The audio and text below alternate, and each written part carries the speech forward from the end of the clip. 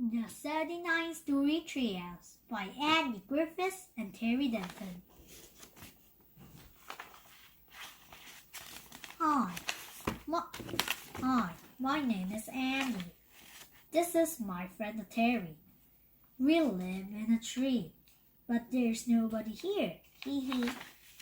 Well, when I say tree, I mean treehouse. And when I say treehouse, I don't just mean any old treehouse. I mean a 39-storey treehouse. It used to be 26-storey treehouse, but we added another 13 stories. So what are you waiting for? Come on up. We added a trampoline without a net.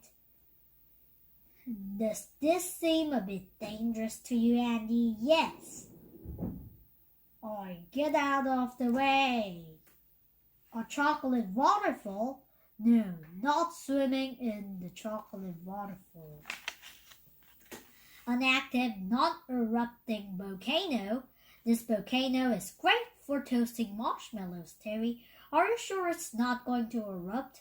Relax, Andy. Of course I'm sure. An opera house. A baby dinosaur petting zoo? Ouch! It bit my finger off. I told you to be careful, Andy. Bring it here and I'll sew it back on. An Andy and Terry's Believe It or Else museum. Unboxing elephant called the Trunkinator. He can knock you out with one punch from his mighty truck. A not very merry-go-rounding. An X-ray room where you can see your own skeleton. A disco with a lined-up dance floor and giant mirror ball. A high-tech office with laser erasers, semi-automatic stable guns, and jet propeller swivel chairs. And the world's scariest roller coaster. It's so fast, so dangerous, and so terrifying that even dead people are scared to go on it. And as well as all that, there's a level that is so new that Terry hasn't even finished it yet. I can't wait to see what it is. As well as being our home, the treehouse is also where we make books together. I write the words and Terry draws the pictures. As you can see, we've been doing this for quite a while now. Sure, it's easy to get distracted when you live in a 39-storey treehouse. I mean, there's just so much to do. But somehow we always get our book written in the end. If you're like most of our readers, you're probably wondering how long it takes Terry and me to write a book. Well, I guess the answer to that really depends on whether it's a long book or a short book. Long books take longer to write than a short book, which don't take as long to write as long books, which, as I said, take longer to write than short books, which, excuse me, here's Terry. Hi, Andy, he says. What are you doing? I'm just telling the readers about how long it takes us to write a book. Did you tell them that it depends on whether it's a long book or a short book? He says. Yes, I say. And that a long book takes longer to write than a short book? Yes, I say. And did you tell them how a short book doesn't take as long to write as a long book?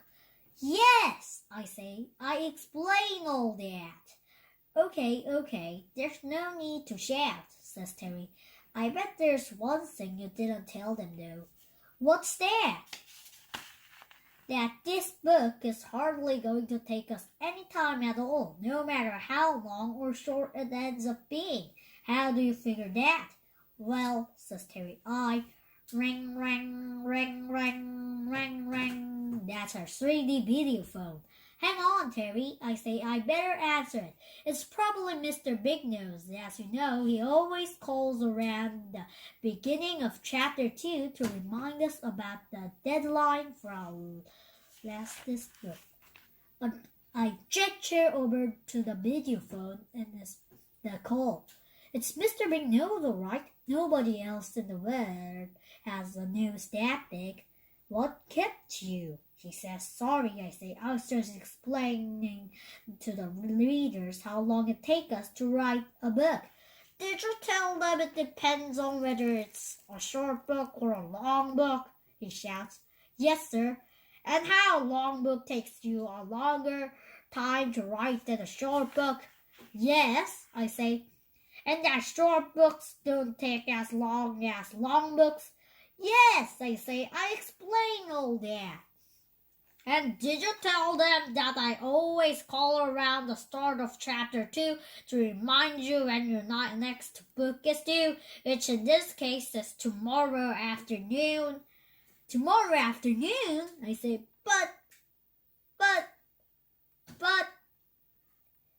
that's tomorrow, in the afternoon. Exactly, says Mr. Big Nose, and no later than 5 o'clock, or else. Before I can explain how completely and utterly and totally impossible that's going to be, TV flies over and hovers between me and the screen. No problem, Mr. Big Nose, he says. It's all under control. It will be on your desk by 5 o'clock tomorrow without fail. See you then. Bye. Terry hangs up. Are you out of your mind? I say. I don't think so, says Terry. Why do you ask? Because you just promised Mr. Big Nose that tomorrow we will deliver a book which we haven't even started yet because you've been too busy building your secret 39th level. But that's what I was trying to tell you, says Terry. Before Mr. Big Nose called, what I've been doing on the 39th level is going to solve our book writing problems forever. Follow me and I'll show you. Terry takes off and I gesture after him towards the top of the tree. We hover outside the 39th level, which is still all boarded up and covered in keep out signs. Well, I say, what is it? Only the greatest invention that I or anyone else have ever invented, says Terry. He cuts a ribbon and the barrels fell away to the rebuild. The greatest invention that Terry or anyone else has ever invented. Well, says Terry, what do you think? It's the greatest invention that you or anyone else have ever invented, I say. But what is it? A once upon a time machine, says Terry. A time machine? I say, cool, so you can go back in time, write our book, and meet our deadline after all. Well, no, not exactly, says Terry. It won't help us meet our deadline, all right, but it's not a time machine. It's a once upon a time machine. It'll write and illustrate the entire book for us. It can write a whole book, I say, all by itself. It sure can, says Terry. It's got 2 sets of hands, one pair for tapping at super speed, and another pair for drawing. It can draw with both hands at the same time. Wow, I said, and we don't have to do anything? No, all we have to do is program it. We just tell it what sort of story we want and turn it on. The machine does the rest. That's brilliant, I say. How long will it take? Well, says Terry, it all depends on whether you want a long book or a short book. Long books take longer to write than short books, and short books take less time to write than long books. What about a 344-page book? I say, about 8 hours, says Terry. Perfect. I say, let's turn it on and get started then. Not so fast, says Terry. What do you mean, not so fast? I say, our deadline is tomorrow. We haven't got a moment to lose. I know, says Terry, but the thing is, I can't turn it on yet. The machine is so big and complicated, with so many different parts, that I used up every last on-off switch I have. I've ordered a new one, though, and I'm expecting it to be delivered any moment. Ding dong! Ah, says Terry, that's probably it now. We look down. There's a postman at the front door. But not just any postman. It's Bill. Bill the postman. But that's impossible because, well, Bill is dead. Chapter 3. Bill the Postman's Story.